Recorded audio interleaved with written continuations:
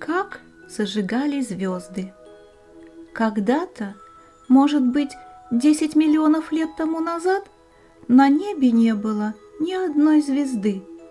Было только одно солнце, поэтому днем было светло, а ночью нельзя было увидеть даже своей вытянутой руки, а на небесах жили боги. Днем им было все видно, что происходит на земле, а ночью...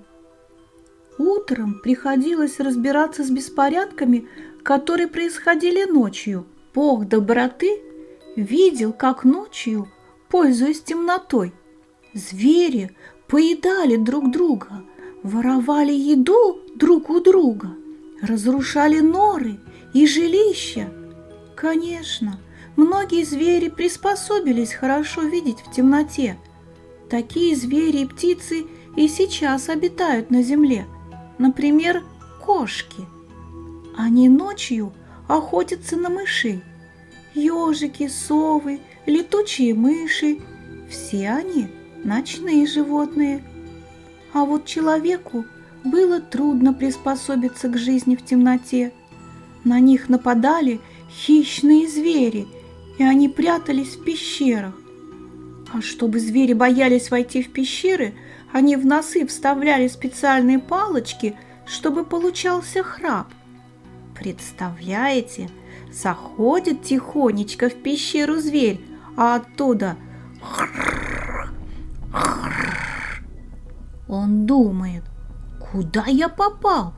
Наверное, в логово еще более страшного зверя, и выскакивает из пещеры. Потом вряд ли тот же зверь полезет в эту же пещеру. А вы думаете, люди просто так храпят? Нет, это качество у них от далеких предков. Сколько человеческих жизней спас этот самый храп. Так что не обижайтесь на тех, кто храпит. Может быть, этот храп спас вашего пра-пра-пра-пра-пра-прадедушку или пра-пра-пра-пра-прабабушку? Но все изменилось с тех пор, как человек научился получать огонь и его сохранять. Огонь давал свет, тепло и безопасность. Люди берегли огонь. Так вот, боги на небесах увидели, как люди берегут огонь, как огонь помогает им, и не только ночью, но и днем. Они подумали: и мы должны помочь людям. Надо добавить света ночью. Но как это сделать? Один из богов сказал: живет у нас на небесах дочь бога света, прекрасная Звездария.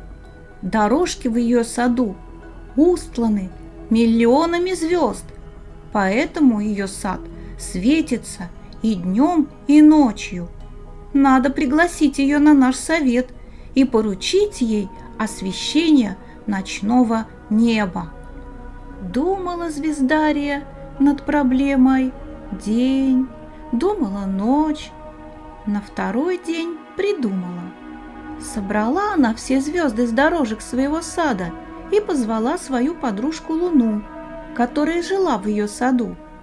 Села Звездария верхом на Луну и стала каждую ночь летать по небу и раскидывать повсюду звезды. Они рассыпались в разные стороны.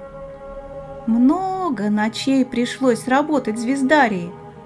Боги были довольны. Они назначили дочь бога света Звездарию богиней звезд. С тех пор на небе горят звезды. Присмотритесь, у каждой звезды свой цвет. Есть голубые, они самые горячие, потому что самые молодые. Чуть постарше белые и желтые, самые холодные оранжевые и красные, а самые веселые переливаются разными оттенками. Звезды, как и люди, рождаются, живут и умирают. Когда звезда умирает, она падает с неба, и тогда надо быстрее загадать желание. Оно непременно сбудется.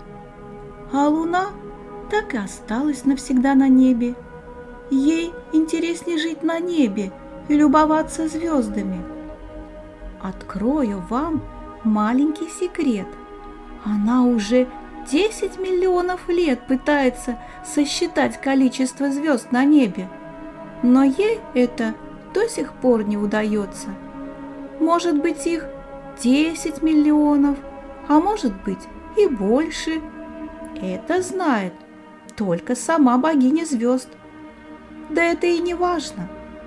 Ночью глаза могут привыкнуть к темноте, и мы можем видеть рядом и маму, и папу. И тогда становится совсем не страшно.